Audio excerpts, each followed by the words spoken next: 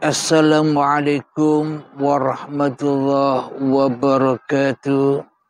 Salam hormatku, salam kasih sayangku buat para sahabat-sahabat jamaah uripi Allah dimanapun Anda berada, baik yang ada di dalam ataupun yang di luar negeri.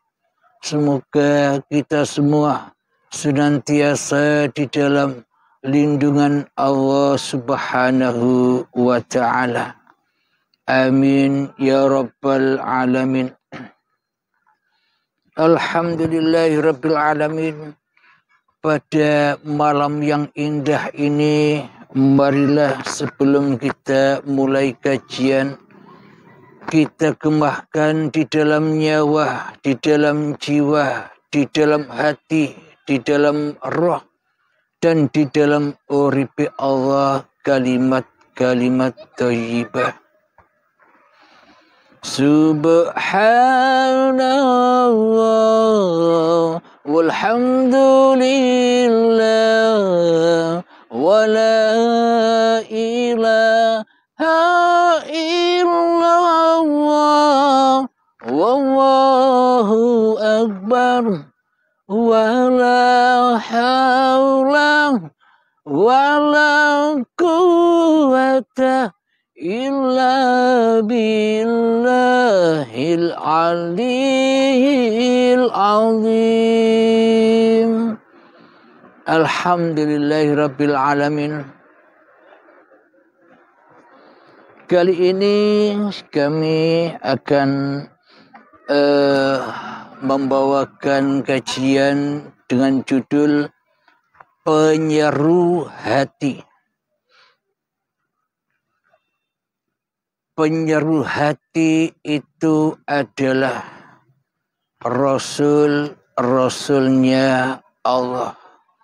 Bagi hati yang belum diseru untuk kembali kepada Allah, maka ia belumlah menjadi Rasul-Rasulnya Allah, menjadi utusan-utusan Allah, menjadi pesuruh-pesuruh Allah.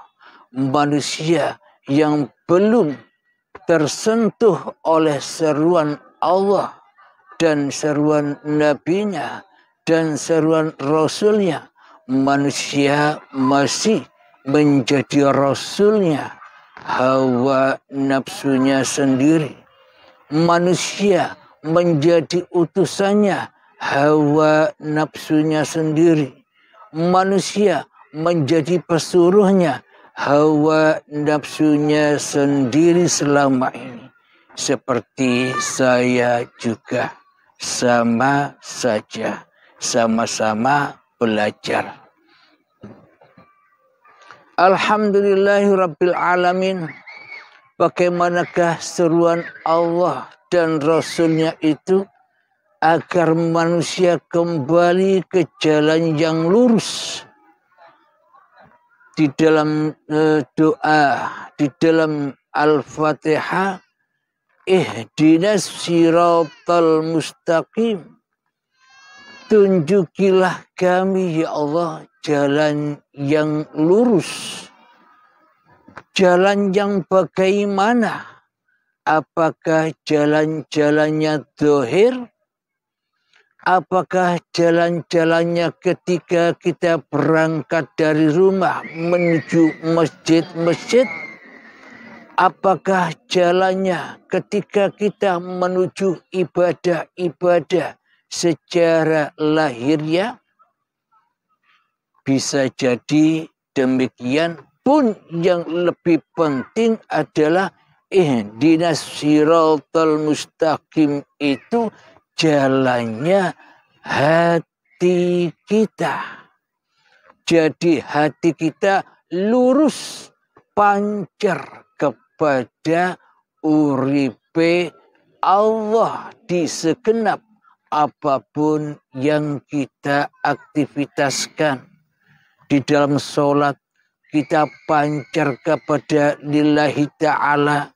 Di dalam ibadah kita pancar pada lillahi ta'ala daripada kepada linafsi hawa nafsu kita selama ini.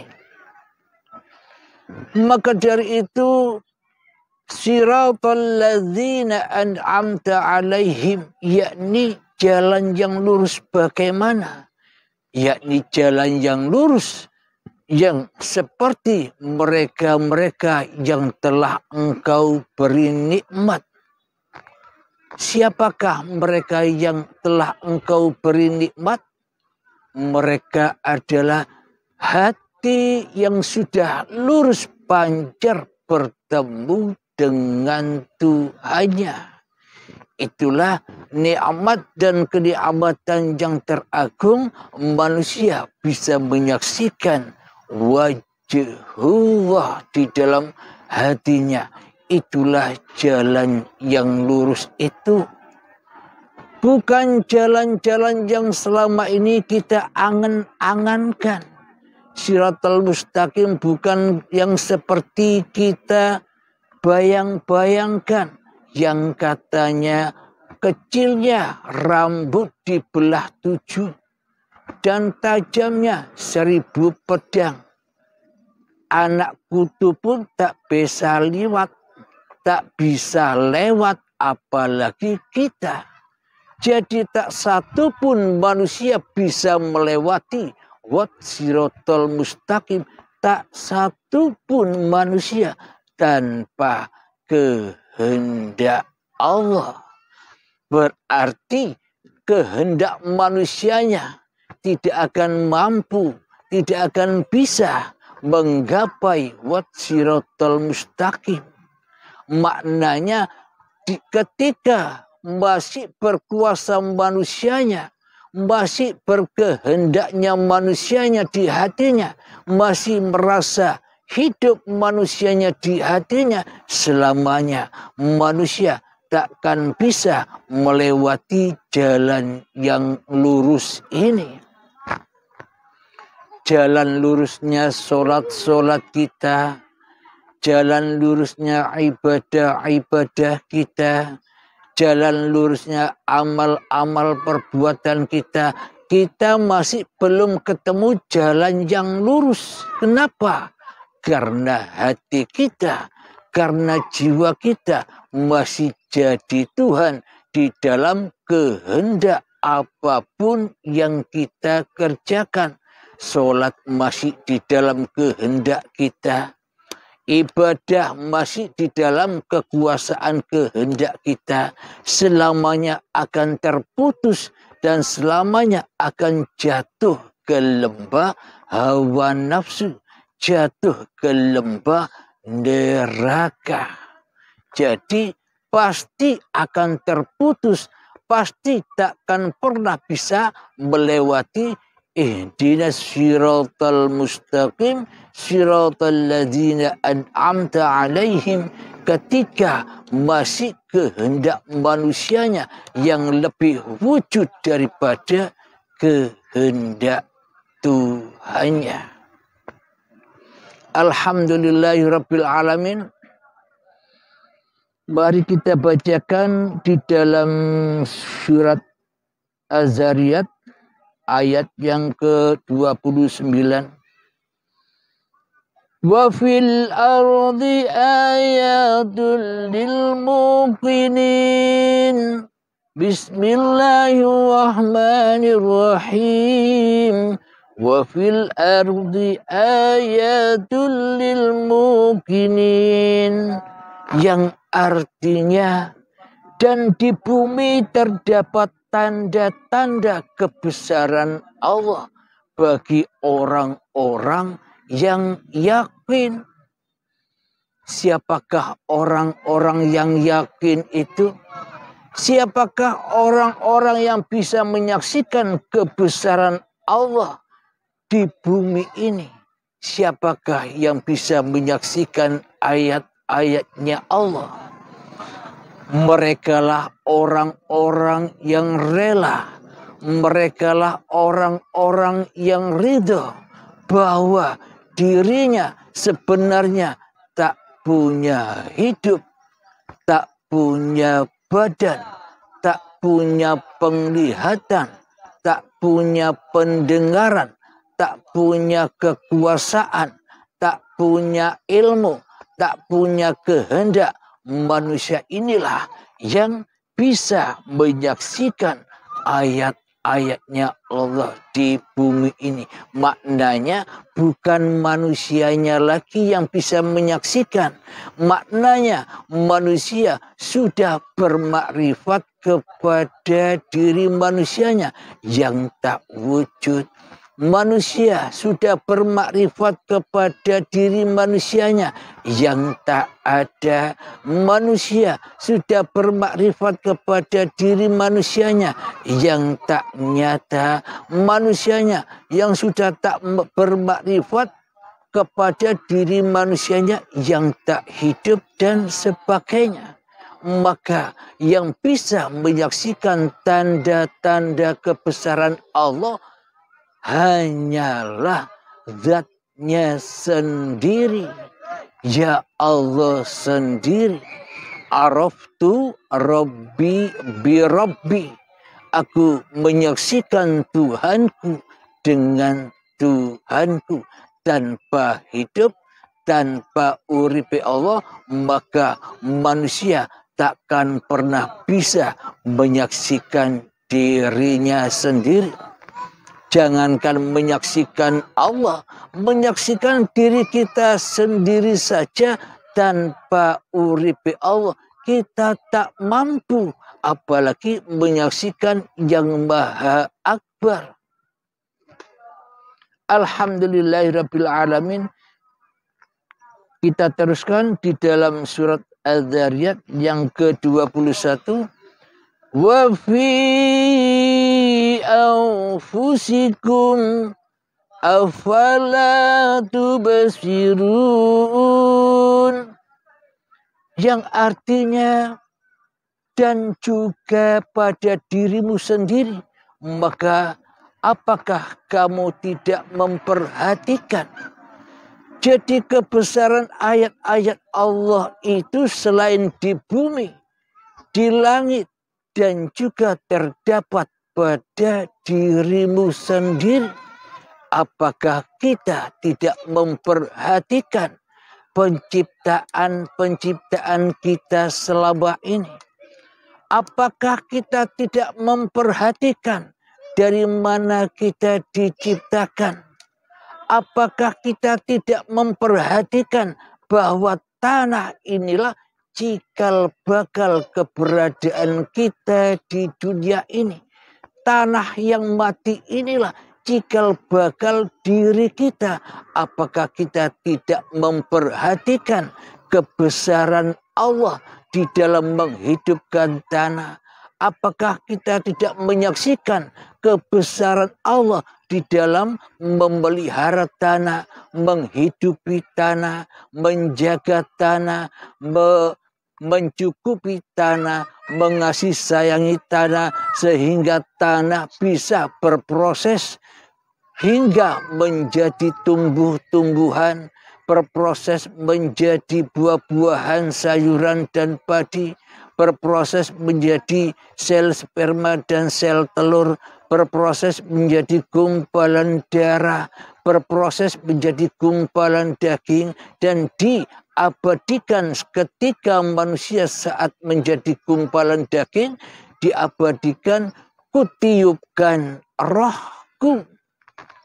Pada intinya ditekankan kembali oleh Allah bahwa ku hidupi diri manusiamu dengan hidupku, bukan rohnya manusia.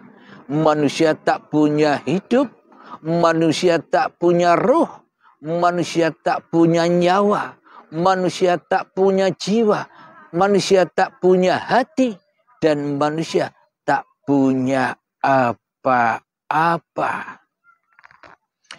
Jadi diperingatkan lagi saat dibentuk gumpalan daging, diingatkan lagi bahwa kutiupkan rohku ini sebenarnya sejak permulaan awal ketika diprosesnya cikal bakal badan manusia sejak dari tanah dahulu sudah dibekali, sudah dihidupi oleh ruhullah.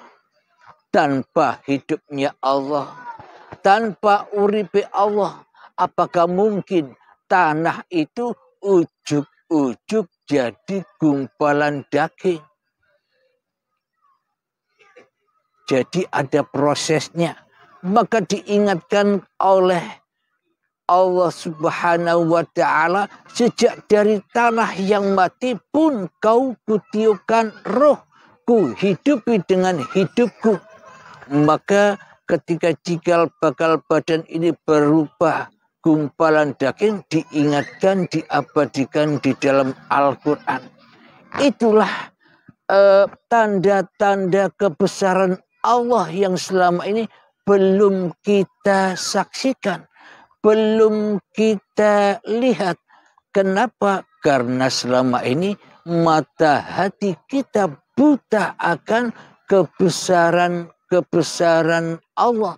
Karena kita selama ini hanyalah memandang kebesaran iblis dan setan yang bersekutu dengan hawa nafsu kita sendiri selama ini.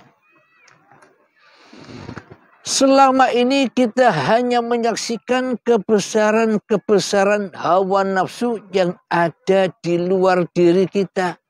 Seumpama kita menyaksikan masjid yang megah di Banda Aceh ini.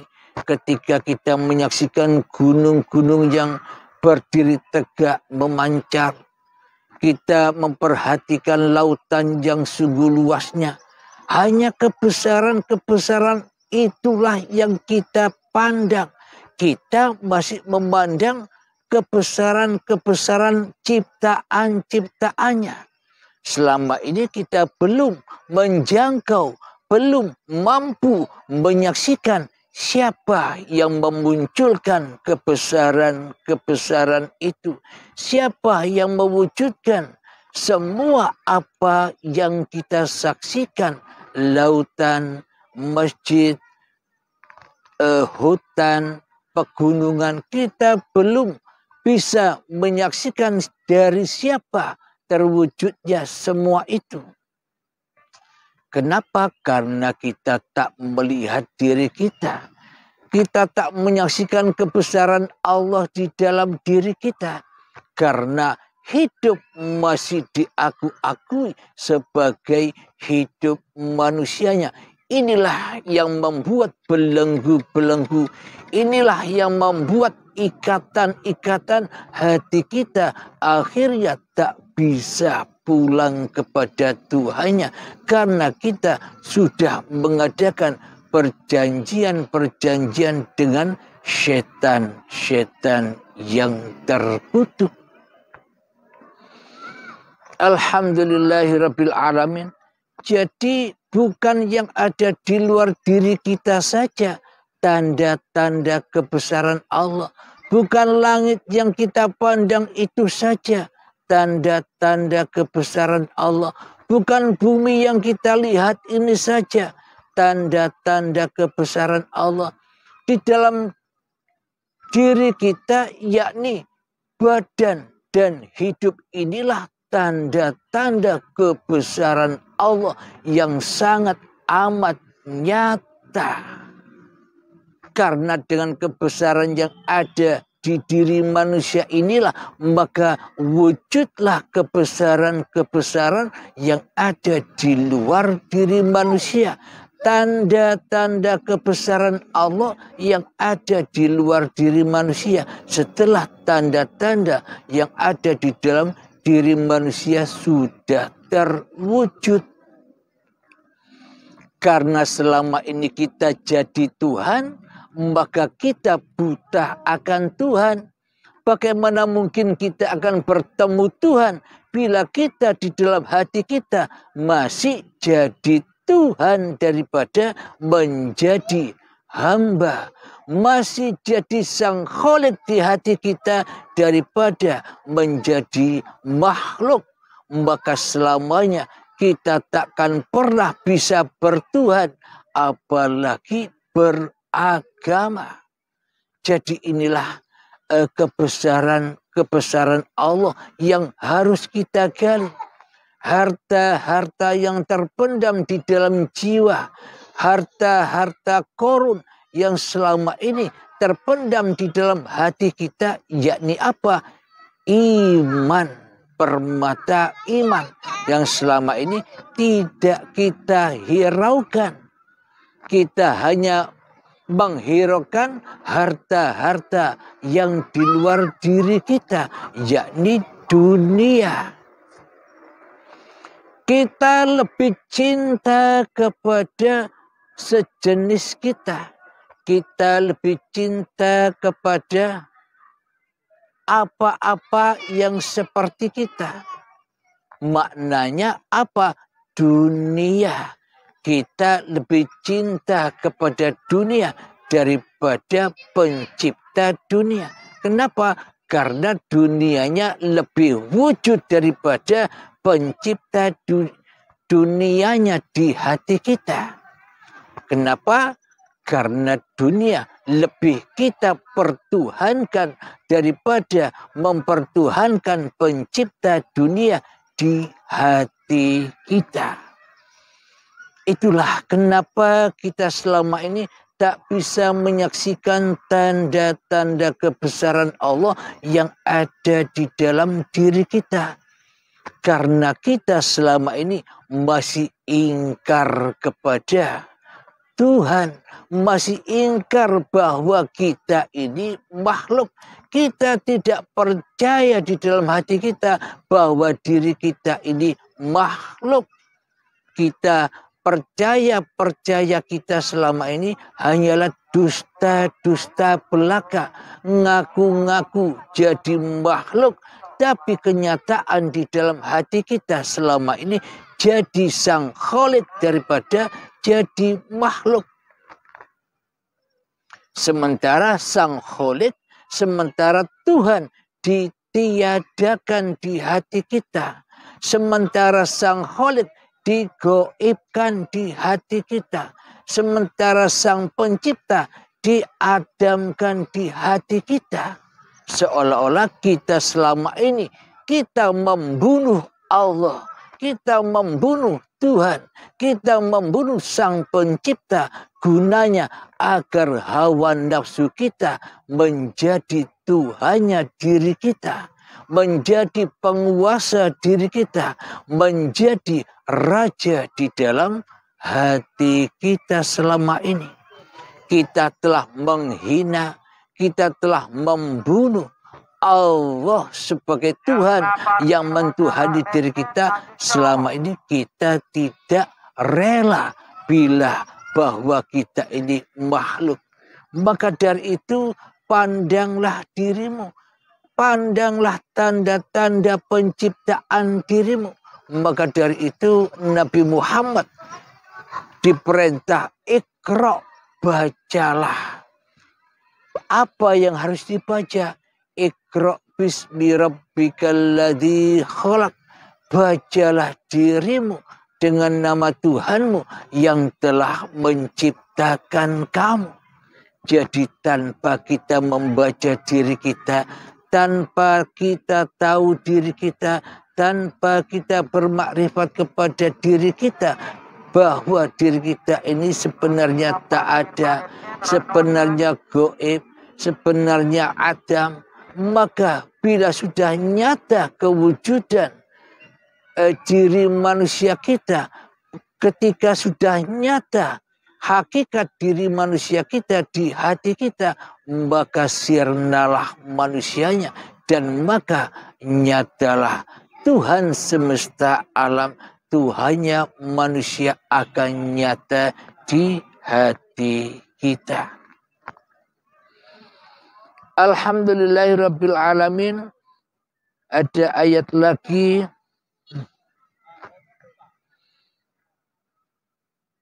Wa fis samaa'i rizqukum wa ma tu'adun. yang artinya dan di langit terdapat sebab-sebab rezekimu dan apa yang dijanjikan kepadamu. Ini maknanya, dan di langit terdapat sebab-sebab rezekimu dan apa yang dijanjikan kepadamu. Coba kita hayati, coba kita ilustrasikan. Apakah selama ini kita mendapatkan rezeki dari langit-langit yang di atas itu? Apakah uang langsung jatuh menimpa kita? Apakah beras itu langsung jatuh menimpa kita? Apakah rumah jatuh dari langit menimpa kita? Apakah mobil, motor, rezeki dan sebagainya langsung menimpa kita dari langit yang kita terka selama ini, langit yang di atas itu? Ayat ini menjelaskan, dan di langit terdapat sebab-sebab rezekimu dan apa yang dijanjikan kepadamu. Berarti hakikat langit itu apa? Hakikat langit yang sebenar-benarnya langit itu adalah hidup yang selama ini aku akui, kita aku akui sebagai hidup manusia, itulah langit. Tanpa hidup tak akan ada badan, tak akan ada bumi. Tanpa hidup kita takkan pernah bisa merasakan rezeki ketika saat cikal bakal badan kita dicipta, saat dari tanah hingga saat ini. Kita takkan pernah menerima dan merasakan rezeki bila tanpa langit, bila tanpa hidup. Nah, inilah hakikatnya, bahwa rezeki itu bukan datang dari langit-langit yang zahir itu. Inilah membuktikan bahwa di dalam ayat Al-Quran itu adalah sebuah bahasa yang indah, bahasa yang tinggi bagi Allah. Hanya orang-orang yang ditunjuki Allah sajalah yang bisa mengetahui dengan kehendak Tuhannya, bukan kehendak manusianya. Tak akan pernah ada manusianya tahu rahasia Allah kecuali Allah sudah menghendaki kepada manusia ilmu pengetahuan ini. Jadi bukan manusianya lagi yang tahu. Kenapa? Karena manusianya sudah tak merasa tahu, maka Allah memberitahu. Bila manusianya merasa tahu, maka Allah takkan memberitahu. Namun bila manusianya sudah tak merasa tahu, maka Allah lah yang memberitahu manusia itu. Alhamdulillahirabbil alamin. Wahai para sahabatku yang kami cintai, marilah kita berlatih lagi 3 menit saja untuk kembali meniti jalan, mengingat kembali perjalanan-perjalanan sejarah kita yang malam. Malam maknanya bukan malam yang zahir ini. Malam itu maknanya ketika kita masih malam, ketika kita belum ada, ketika kita belum wujud, ketika kita belum hidup, itulah makna malam. Yakni malam Lailatul Qadar, ketika kehendak daya upaya masih dikuasai oleh Allah, bukan dikuasai oleh manusianya. Itulah malam, malamkanlah diri kita di hati kita. Tiadakan diri kita di hati kita. Sirnakan diri kita di hati kita. Lenyapkan diri kita di hati kita. Masuklah ke dalam dirimu. 3 menit saja kita mulai latihan bersama. Bismillahirrahmanirrahim. Silahkan.